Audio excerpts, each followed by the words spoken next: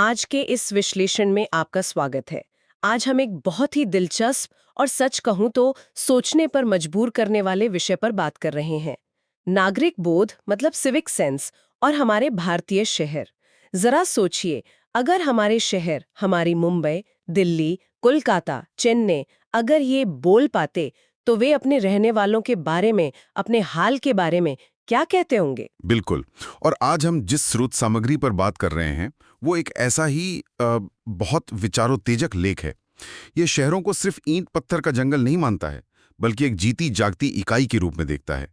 एक ऐसी इकाई जो हमारे हर काम को, हमारी हर हरकत को देखती है, महसूस करती है। हाँ, तो हमारा आज का मिशन यही है, इस स्रोत के जरिए ये समझना कि हमारे शहरों की जो अभी की हालत है वो हमारी सामूहिक चेतना, हमारे व्यवहार और खास तौर पर हमारे नागरिक बोध के बारे में क्या कहानी बताती है।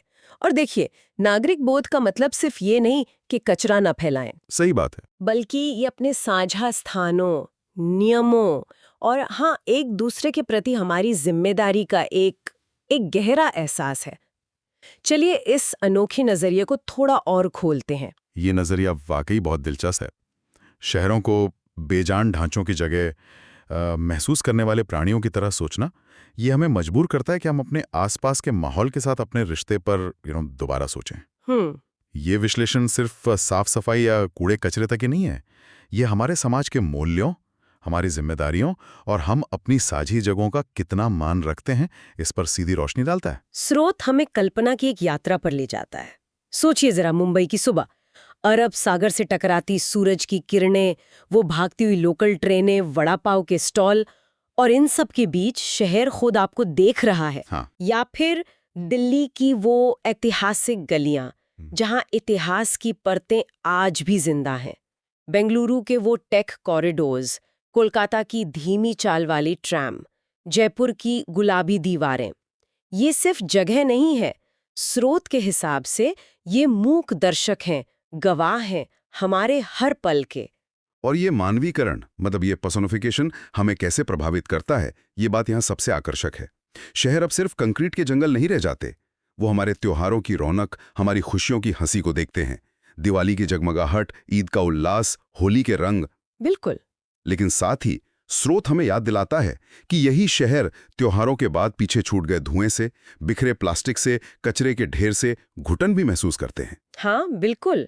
स्रोत मुंबई की एक काल्पनिक आवाज का जिक्र भी करता है, जो कुछ यूं कहती है, मैं वो शहर हूं जो कभी सोता नहीं, फिर भी मैं सुकून की एक सांस के लिए तरसता हूं।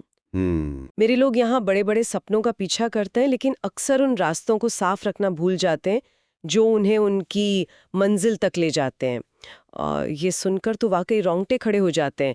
ऐसा लगता है जैसे हम किसी जीवित चीज को अनजाने में ही सही चोट पहुंचा रहे हैं। सही कहा। ये नजरिया समस्या को महज प्रशासनिक विफलता या सिस्टम की कमी से ऊपर उठाता है।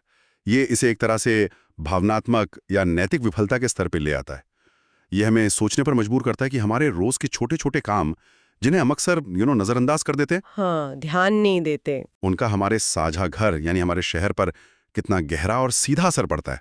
तो ये शहर खुशियां तो महसूस करते हैं, पर स्रोत ये भी इशारा करता है कि उनके पास शिकायतें भी बहुत हैं, है ना? बिल्कुल। और ये शिकायतें कोई मामूली नहीं है, ये गहरे दर्द जैसी हैं।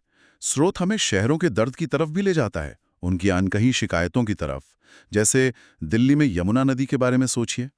स्रोत बताता है कि कैसे दशकों से वो हमारे शहरों की गंदगी और प्रदूषण की मूक गवाह बनी हुई है।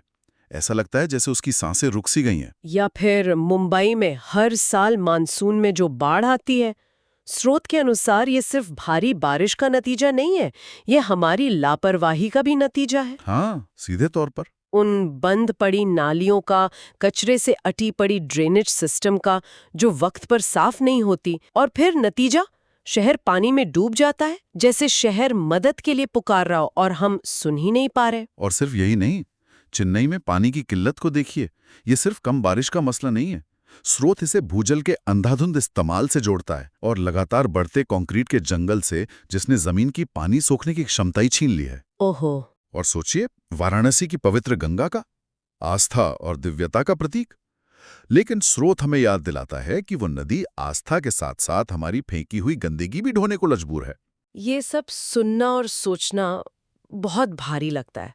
ये दिखाता है कि हम अपने शहरों से कितना कुछ लेते तो हैं, पर बदले में उनका कितना कम ख्याल रखते हैं। और अगर हम इसे बड़ी तस्वीर से जोड़ें, तो ये समस्याएं सिर्फ अब बुनियादी ढांचे या सरकारी नीतियों की विफलताएं नहीं हैं। ये सीधे तौर पर हमारे नागरिक बोध की कमी का आईना है। हम्म। स्रोत इस बात पर जोर देता है कि कैसे हमारी छोटी छोटी आदतें, दीवारों पर पान थूकना, सड़क पर चलते हुए चाय का प्लास्टिक कप फेंक देना, ट्रैफिक सिग्नल को नजरअंदाज करना, ये सब मिलकर एक बड़ी समस्या खड़ी कर देती है।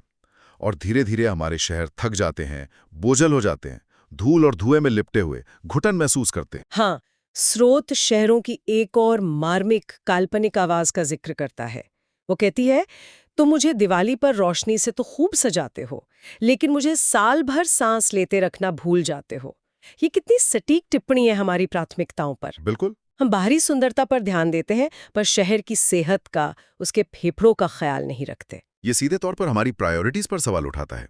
क्या हम सिर्फ दिखावे की परवाह करते हैं या वाकई अपने शहरी घर की सेहत और उसकी आत्मा की भी फिक्र करते हैं? लेकिन जैसा कि अक्सर होता है, कहानी का सिर्फ एक ही पहलू नहीं होता। स्रोत निराशा के साथ साथ उम्मीद की किरणें भी दिखाता है। भारत में सिर्फ उदासीनता ही नहीं है, सम्मान और देखभाल के फुसफुसाहटें भी सुनाई देती हैं। उन लोगों की कहानियां जो वाकई अपने शहर की परवाह करते हैं। बिल्कुल। और इसका सबसे चमकदार उदाहरण स्रोत हमें देता है इंदौर का। वो शहर जो लगातार कई सालों से भारत का सबसे स्वच्छ शहर बना हुआ है। ये कोई रातों रात हुआ चमत्कार नहीं था। हाँ, और स्रोत बताता है कि ये कैसे हुआ। किसी सख्त सजा या जुर्माने के डर से नहीं हुआ, नहीं, बल्कि सबकी भागीदारी से, सबके जुड़ने से हुआ। एकदम सही। इंदौर की सफलता का राज नागरिकों, स्कूलों, दुकानदारों, सफाई कर्मचारियों समाज के हर तबके के सक्रिय सहयोग में छिपा है। उन्होंने शहर को सिर्फ रहने की जगह नहीं बल्कि अपना घर माना। अपना घर माना। हाँ, उसकी देखरेख की जिम्मेदारी उठाई। स्रोत इसे सरकारी चमत्कार नहीं कहता, इसे नागरिक चमत्कार कहता है। नागरिक चमत्कार, ये बढ़िया शब्द है। और ये सिर्फ इंदौर की कहानी नहीं है। स्रोत पुणे का भी उदाहरण देता है। हाँ, जहां नागरिक समूह इतने अच्छे तरीके से कचरा प्रबंधन और सेग्रीगेशन कर रहे हैं हाँ, कि विकसित देशों को टक्कर दे सकते हैं। हाँ, और बैंगलोर में दी अगली इंडियन नाम का आंदोलन, हाँ। जिसके सदस्य गुमनाम रहकर शहर की बदरंग दीवारों को साफ करते हैं, गंदी जगहों को सुंदर बनाते हैं, बिना किसी नाम या शोहरत की चाह के। ये सचमुच प्रेरणादायक है। और केरल में भी, जैसा स्रोत बताता है, स्थानीय समुदाय पर्यावरण के अनुकूल कचरा प्रबंधन के नए नए तरीके अपना रहे हैं। कचरे को खाद में बदल रहे हैं, उसे बोझ नहीं बल्कि एक रिसोर्स मान रहे हैं। ये सारे उदाहरण दिखाते हैं कि जब नागरिक ठान लें तो बदलाव बिल्कुल संभव है। हाँ, स्रोत इंदौर की एक और काल्पनिक आवाज का जिक्र करता है। मैं इसलिए नहीं चमकता कि मेरी सरकार मुझे साफ करती है, बल्कि इसलिए कि मेरे लोग करते हैं। ये बात नागरिक जिम्मेदारी के महत्व को बहुत खूबसूरती से बताती है। स्रोत एक और बहुत जरूरी बात उठाता है। हमारे हर छोटे काम का एक असर होता है, एक गूंज पैदा होती है। इसे इको चैम्बर प्रभाव कह सकते हैं शायद। हाँ, कह सकते हैं। यह बहुत गहरा अवलोकन है। जब एक इंसान सड़क पर कचरा फेंकता है तो उसे देख के शायद 10 और लोग सोचते हैं कि भाई ऐसा करना ठीक है। ये एक नकारात्मक गूंज है जो लापरवाही को बढ़ाती है। लेकिन स्रोत ये भी कहता है कि जब एक व्यक्ति झुककर उस कचरे को उठाता है तो 10 अन्य लोग उस पर भी ध्यान देते हैं। शायद वे अगली बार खुद कचरा फेंकने से पहले एक बार सोचें। तो मतलब उपेक्षा को जन्म देती है। और देखभाल को। हमारे सार्वजनिक स्थान, हमारे पार्क, बस स्टॉप, बाजार, ये महज जगह नहीं है, ये हमारे सामूहिक रवैये का आईना है। बिल्कुल। स्रोत कहता है कि जब हम इन साझा स्थानों की रक्षा करते हैं, उन्हें अपना समझते हैं, तो वे सिर्फ साफ सुथरे नहीं रहते, बल्कि गर्व, खुशी और आपसी जुड़ाव के केंद्र बन जाते हैं। और नागरिक बोध का दायरा सिर्फ साफ सफाई तक ही सीमित नहीं है, जैसा कि स्रोत साफ करता है। ये इससे कहीं ज्यादा बड़ा है। हाँ, स्रोत इसे सम्मान से जोड़ता है। नियमों का सम्मान, दूसरों का सम्मान और सबसे बढ़कर हमारी साझी जगहों का सम्मान। एकदम।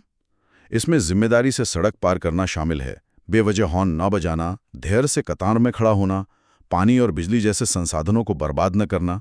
ये सब नागरिक बोध का ही हिस्सा हैं। सही बात है। ये छोटी छोटी चीजें ही मिलकर एक सभ्य और कह सकते हैं विकसित समाज की नींव रखती हैं। स्रोत का एक कथन बहुत महत्वपूर्ण है कि हमें स्वच्छ भारत के नारों से ज्यादा स्वच्छ मानसिकता की जरूरत है। स्वच्छ मानसिकता, ये बहुत गहरी बात है। इसका मतलब है कि बदलाव बाहर से थोपा नहीं जा सकता, वो अंदर से आना चाहिए। बिल्कुल। कोई बाहरी ताकत, कोई कानून, कोई सजा हमें लंबे समय तक अनुशासित नहीं बना सकती। अनुशासन और जिम्मेदारी की भावना हमारे अंदर से आनी चाहिए। जब हम अपने शहर को अपना मानने लगेंगे, उसके प्रति एक लगाव महसूस करेंगे, तभी हम उसकी देखभाल भी करेंगे। और देखा जाए तो हमारे शहरों ने हमें कितना कुछ दिया है। घर दिया, रोजगार दिया, शिक्षा दी, संस्कृति दी, सपनों को पंख दिए।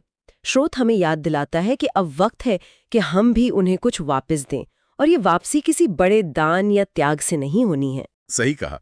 स्रोत के अनुसार जब कोई अपना कचरा कूड़ेदान में डालता है, जब कोई अपने घर के बाहर एक पौधा लगाता है, जब कोई सिंगल यूज प्लास्टिक का इस्तेमाल करने से बचता है, या कहीं अवैध कब्जा या कचरा फेंके जाने की शिकायत करता है, हाँ, तो ये छोटे छोटे काम लगते जरूर हैं, पर असल में ये शहर को ठीक करने वाले, उसे मरहम लगाने वाले काम हैं। ये शहर के प्रति प्यार जताने का एक तरीका है। स्रोत हमें भविष्य की एक खूबसूरत तस्वीर देखने के लिए भी प्रेरित करता है। 2030 के भारत की कल्पना, एक ऐसा भारत जहां यमुना नदी फिर से साफ बहती है, जहां हर शहर में हरे भरे फेफड़े यानी भरपूर पार्क और पेड़ पौधे हैं, जहां सड़कें फूलों की खुशबू से महकती हैं, कचरे की बदबू से नहीं। और एक ऐसा भारत जहां स्वच्छता अभियान चलाने की जरूरत ही नहीं पड़ती, क्योंकि सफाई और जिम्मेदारी हमारे स्वभाव का, हमारी आदत का हिस्सा बन चुकी होती है। ये एक महत्वाकांक्षी सपना जरूर है, पर नामुमकिन बिल्कुल नहीं। ये वाकई एक सुंदर कल्पना है, एक लक्ष्य है जिसकी ओर हम सबको मिलके बढ़ना चाहिए। इस पूरे विश्लेषण के अंत में स्रोत सभी भारतीय शहरों की ओर से एक मिलीजुली काल्पनिक आवाज प्रस्तुत करता है। वो आवाज कहती है, हमें सुनने के लिए धन्यवाद। हमें सिर्फ मशीन, इमारतें या सड़कें न मानकर दिल, आत्मा और गौरव वाले जीवित प्राणी मानने के लिए धन्यवाद। यह एक बहुत ही शक्तिशाली विचार है। ये हमें प्रेरित करता है कि हम अपने शहरी परिवेश के प्रति और ज्यादा संवेदनशील बने और जिम्मेदार बने। तो इस पूरी चर्चा का सार क्या निकलता है? स्रोत का मुख्य संदेश बिल्कुल साफ है। एक विकसित भारत का सपना संसद की इमारतों या सरकारी योजनाओं में नहीं बनता। वो हमारी गलियों में, हमारे रोजमर्रा के व्यवहार में शुरू होता है और वहीं साकार होता है। नागरिक बोध सिर्फ एक अच्छा विचार या नैतिक बात नहीं है, ये हमारी तरक्की की, हमारी प्रगति की बुनियाद है। बिल्कुल। शायद अगली बार जब हम अपने घर से बाहर कदम रखें, तो हमें रुककर थोड़ा ध्यान से सुनना चाहिए। क्या पता हमारा शहर हमसे कुछ फुसफुसा रहा हो, कुछ कह रहा हो। और यहीं पर हम आज की इस गहरी चर्चा को समाप्त करते हैं। ये चर्चा एक महत्वपूर्ण सवाल हम सबके सामने छोड़ जाती है। अगर किसी का अपना शहर आज सचमुच बात कर सकता, तो वो क्या कह रहा होता? और उससे भी ज्यादा जरूरी सवाल ये है कि उसकी उस आवाज को सुनकर क्या बदला जा सकता है? इस पर सोचना, विचार करना यकीनन सार्थक होगा।